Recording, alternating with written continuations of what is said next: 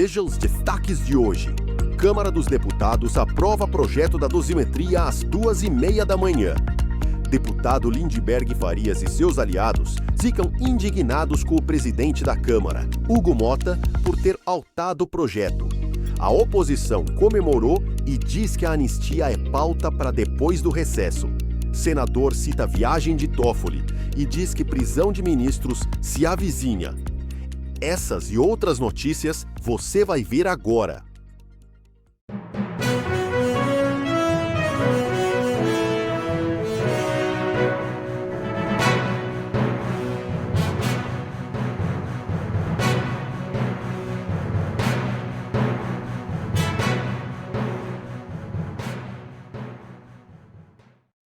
A Câmara dos Deputados aprovou às 2h34 da madrugada desta quarta-feira o projeto de lei 2162 de 2023, conhecido como PL da dosimetria.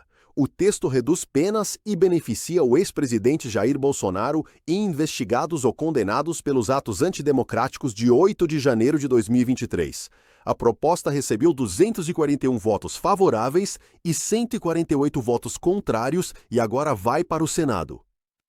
O presidente do Senado, Davi Alcolumbre, assumiu o compromisso de votar a dosimetria ainda este ano. A oposição comemorou o resultado nas redes sociais, mas ressaltou que o projeto não é o ideal e que continuará defendendo uma anistia ampla, geral e restrita. Já os parlamentares governistas repudiaram a aprovação e classificaram a decisão como uma vergonha. Veja a repercussão. O deputado Carlos Jordi publicou: por 291 a 148 votos, aprovamos o PL que reduz as penas dos presos políticos do 8 de janeiro. Não é o ideal, mas é um alento para famílias que poderão ter seus parentes de volta em casa. Seguimos pela anistia, mas hoje demos um passo importante para devolver a liberdade a inocentes.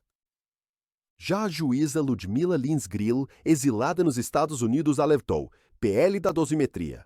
Em suma, presos do 8 de janeiro permanecem condenados, com seus registros manchados, antecedentes criminais, com obrigações perante a justiça, multas milionárias, mas vão conseguir ir para o regime aberto. Bolsonaro, generais e exilados permanecem na mesma. Veja o que postou uma conservadora no X.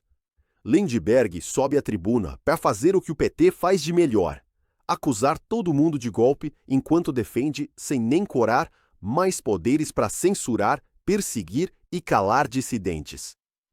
O script não muda. Quem discorda vira golpista, quem pede devido processo vira extremista, e quem denuncia a perseguição é tratado como inimigo do regime. Assistam ao vídeo e tirem suas próprias conclusões sobre quem realmente ameaça a democracia, quem protesta, ou quem quer transformar o país numa máquina de silenciar adversários. Senhor presidente, subo a essa tribuna tomado pela mais profunda indignação. Esse dia vai entrar para a história como o dia da infâmia, como um dia de ataque ao Estado Democrático de Direito. Eu pego as palavras de Émile Zola, no caso Dreyfus, quando dizia que o processo é uma fraude, para dizer, senhor presidente, eu acuso Vossa Excelência pelo que aconteceu aqui no dia de hoje. Não adianta Vossa Excelência falar de garantir rito, ordem e respeito. Vossa Excelência teve a oportunidade, aquela ocupação na mesa de 5 e 6 de agosto. O que Vossa Excelência fez? Nada. Eu acuso Vossa Excelência de envolver o Glauber com uma fraude processual, porque Vossa Excelência está cometendo crime de responsabilidade e prevaricação no caso da Carla Zambelli e no caso do delegado Ramagem. A decisão do Supremo é clara. Condenação transitada em julgado. A mesa, Vossa Excelência, tinha que assumir a responsabilidade. Não tinha que ser votado nem no plenário. Vossa Excelência, eu acuso, enrolou 6 meses esse caso da Carla Zambelli. Eu acuso Vossa Excelência de ajudar a construir uma bancada de deputados foragidos. Eu acuso Vossa Excelência e seus aliados de não caçarem Eduardo Bolsonaro, de absolverem o Eduardo Bolsonaro como a tática para ele não perder as condições de elegibilidade. Eu acuso essa fraude que está acontecendo aqui no dia de hoje. Vossa Excelência, quando assumiu, fez um discurso falando em Ulisses Guimarães. Vossa Excelência falou em referência ao filme Ainda Estou Aqui, Ainda Estamos Aqui. Vossa Excelência devia lembrar que os assassinos do Rubens Paiva não foram presos. Os assassinos de Vladimir Herzog não foram presos nem julgados. O que o senhor está fazendo aqui, eu acuso. O senhor está querendo relaxar a prisão de generais golpistas, de criar uma farsa para interferir no julgamento independente do Supremo Tribunal Federal, que ainda nem acabou. Ainda tem um núcleo 2 que está sendo julgado. Sem anistia, Glauber fica! E por falar no deputado Glauber Braga, ele protagonizou ontem, antes da votação do PL da dosimetria, uma daquelas cenas que envergonham o parlamento brasileiro. Pegando é homem, não. Sai daí, Glauber! O cara tá rindo. Respeita a polícia! Respeita a polícia! A gente não teve isso, hein? Por quê? Respeita a polícia! Fascismo. Câmara dos Deputados, 18 horas e 10 minutos, terça-feira. Terça-feira, 18 horas e... Veja o que publicou a jornalista Cristina Gremel. A postura do deputado Glauber Braga, que se agarrou à mesa da Câmara dos Deputados como se estivesse preso a um bote salva-vidas, é absolutamente patética. Não bastasse ter agredido um cidadão nas dependências da Câmara, feito greve de fome e desrespeitado o Congresso por diversas vezes, agora comporta-se sem o mínimo de decoro exigido pelo cargo. Simplesmente inacreditável. Passou da hora de a Câmara julgar a perda do mandato deste senhor.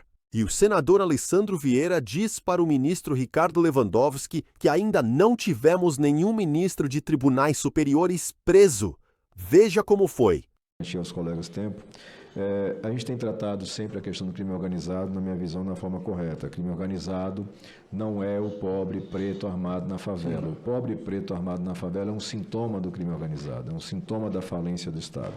O crime organizado é aquilo que a gente vê aqui em Brasília, infiltrado em gabinetes, em escritórios, em várias atuações. E aí eu me socorro da larga experiência que o senhor tem como magistrado, ex-presidente do Supremo Tribunal Federal, ministro de Estado, advogado, muito bem relacionado.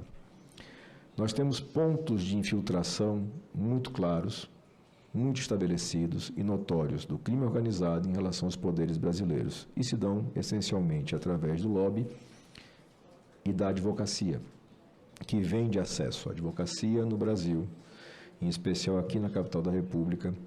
Em parte, óbvio que eu não estou acusando a advocacia, mas em parte se sustenta na venda de acesso a gabinetes.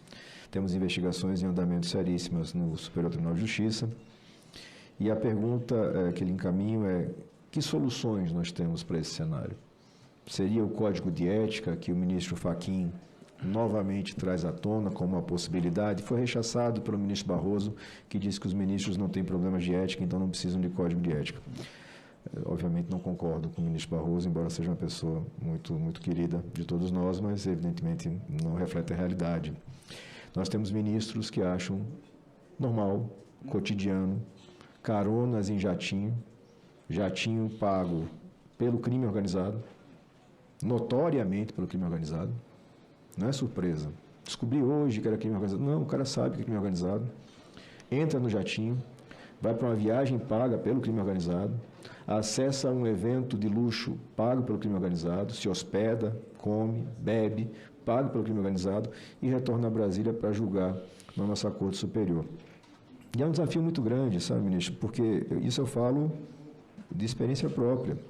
Desde 2019 que eu entro nessa casa, eu tento enfrentar esse problema e não consigo ainda encontrar um caminho adequado. Mas gostaria de ouvir Vossa Excelência se existe esse caminho e que caminho nós podemos seguir para reduzir essa infiltração nos poderes. E eu usei o exemplo, evidentemente, da Suprema Corte, mas poderia usar do Senado da República, onde nós temos campanhas financiadas pelo crime organizado, na Câmara dos Deputados, da mesma forma, nas Assembleias Legislativas. Esse é um país que já teve presidente preso, já teve ministro preso, senador preso, deputado preso, governador preso, prefeito, vereador, mas ainda não teve ministros dos tribunais superiores. E me parece que esse momento se avizinha. Então, eu gostaria de ouvir Vossa Excelência sobre o tema. A Comissão de Constituição e Justiça do Senado aprovou nesta quarta-feira o PL Antifacção, projeto que aumenta as penas para crimes ligados a organizações criminosas. A proposta agora segue para votação do plenário. O texto aprovado é o substitutivo apresentado pelo relator, senador Alessandro Vieira, que retomou trechos do projeto original do governo e fez ajustes na redação. Entre as mudanças está a criação de uma nova fonte de financiamento para ações de combate ao crime organizado, por meio de uma taxação sobre bets, as plataformas de apostas esportivas online. E por hoje é só. Estaremos de volta amanhã. Esperamos por você.